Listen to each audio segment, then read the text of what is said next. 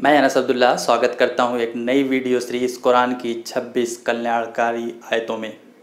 कुरान समस्त मानव जगत के मार्गदर्शन के लिए है, इसलिए आवश्यक हो जाता है कि मानवता को ये पता चले कि उसमें उसके लिए क्या संदेश है। बड़ी संख्या में लोग कुरान की वास्तविक शिक्षाओं से अनभिज्ञ हैं।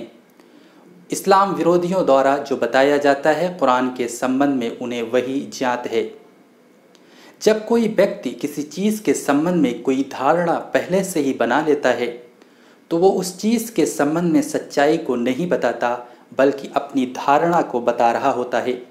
इस वीडियो सीरीज़ के माध्यम से कुरान के प्रति जो भ्रांतियां हैं वो भी दूर होंगी, साथ ही लोगों को ये भी पता चलेगा कि उत्तम समाज के निर्माण में कुरान की क्या भूमिका है। आज की इस वीडियो में इसी क्रम में मैं कुरान की कुछ आयतों को आपके सामने प्रस्तुत करूंगा जो न्यायिक व्यवस्था से संबंधित हैं, जिससे आपको ये ज्ञात होगा कि इस्लाम समाज में कैसी न्यायिक व्यवस्था स्थापित करना चाहता है। कुरान की सूरह माइदा सूरह नंबर 5 आयत नंबर 8 में अल्लाह इरशाद फरमाता है, ऐ ईमान वालों, अल्लाह के मामले में मजबूती से कायम रहो और इंसाफ की निगरानी करने वाले बनो। ऐसा ना हो कि किसी गिरोह की, किसी समूह की दुश्मनी तुम्हें इस बात पर उभार दे कि तुम न्याय करना छोड़ दो। न्याय करो, यही धर्मपरायणता के अधिक निकट है। ईश्वर से डरो, निश्चय ही जो कुछ तुम करते हो ईश्वर को उसकी खबर है। कुरान की इस आयत में बहुत ही महत्वपूर्ण आदेश दिया जा रहा है, तुम हर हाल में न्याय करो, चाहे सामने वाला व्यक्ति तुम्हारा शत्रु ही क्यों ना हो। तुम्हें लोगों का विरोध करते हुए भी इस बात का विशेष ध्यान रखना होगा प्रत्येक क्षण कि कहीं तुम न्याय का मार्ग छोड़ ना दो। यदि एक शब्दों में कहा जाए तो कुरान की इस आयत का मुख्य संदेश ये है कि तुम न्याय करो, चाहे सामने वाला व्यक्ति तुम्हारा शत्रु ही क्यों ना हो। जहाँ एक ओर कुरान शत्रुओं के साथ न्याय करने का आदेश दे रहा है, वहीं दूसरी ओर कुरान ये भी आदेश दे रहा है कि तुम न्याय करो, चाहे वो तुम्हारे माता पिता और तुम्हारे रिलेटिव्स के विरुद्ध ही क्यों ना हो।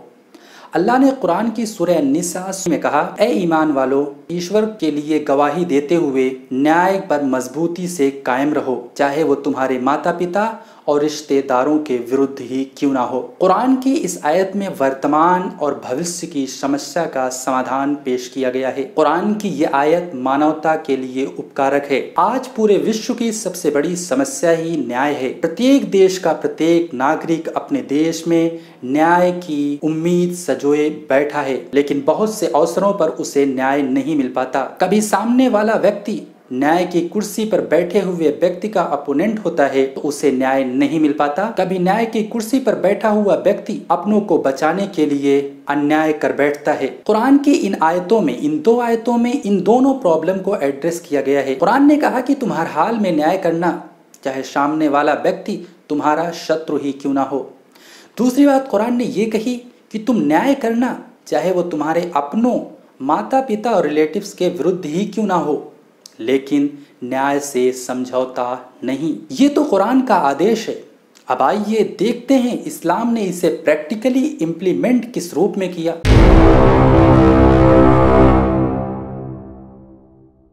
यहाँ पर मैं दो घटनाएं आपके सामने रखना चाहता हूँ। पहली घटना है इस्लाम के चौथे खलीफा हजरत अली रजी अल्लाह अन्हु की। हजरत अली तत्कालिक इस्लामिक शासक थे। इनकी ज़िरक हो जाती है, वो बाद में एक यहूदी के घर पर मिल भी जाती है, लेकिन उससे पहले ये मामला जस्टिस सुरीह बिन अल हारिस की कोर्ट में पहुंचता है। हजरत अली तत्कालिक शासक हैं। ये गवाह के रूप में अपने पुत्र श्री को प्रस्तुत करते हैं। जस्टिस सुरीह बिन अल हारिस की कोर्ट ने कहा कि पिता के लिए पुत्र की गवाही मान्य नहीं। यहूदी ने इस पूरी घटना को देखा और इस्लामिक कोर्ट के इस जस्टिस को देखकर बहुत प्रभावित हुआ। उसने कहा कि हजरत अली सच्चे हैं, इनकी ज़िरा मेरे पास है। इस घटना से बहुत ही महत्वपूर्ण बातें सामने निकल कर आती हैं। कुरान की इन दो आयतों को चरितार्थ किया गया है। पहली बात, हजरत अली जस्टिस सुरीह बिन अल हारिस के प्रिय थे और यहूदी प्रायः था, एक प्रकार से अपोनेंट भी था, लेकिन उसके विरोधी होते हुए भी उसके साथ अन्याय नहीं किया गया। हजरत अली से उनका प्रेम होते हुए भी उसके साथ अन्याय नहीं किया गया, बल्कि जस्टिस सुरीह बिन अल हारिस की कोर्ट ने साक्ष्यों के अभाव में ये फैसला सुनाया कि तत्कालिक इस्लामिक शासक हजरत अली अपना केस हार जाते हैं।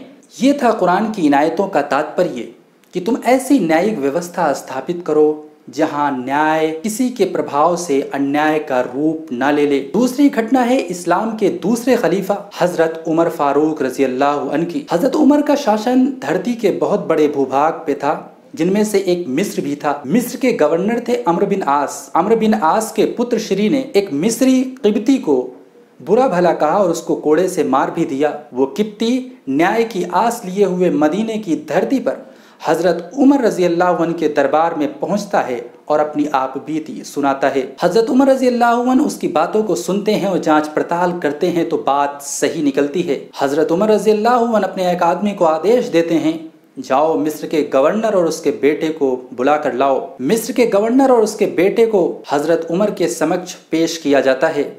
हजरत उमर उस विक्टिम किब्ती को एक कोड़ा देते हैं और कहते हैं, लीजिए इनके पुत्र श्री को मारो।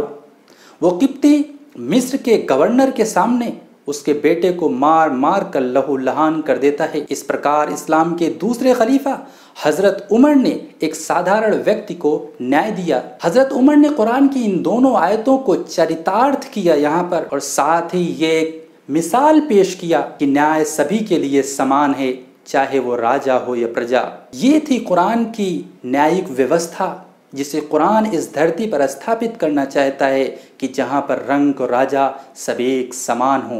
न्याय में किसी से समझौता नहीं होगा, चाहे वो प्रियजनों के विरुद्ध हो या शत्रुओं के हित में हो। ये थी कुरान की 2 कल्याणकारी आयतें न्यायिक व्यवस्था से संबंधित जो मैंने आपके सामने प्रस्तुत किया।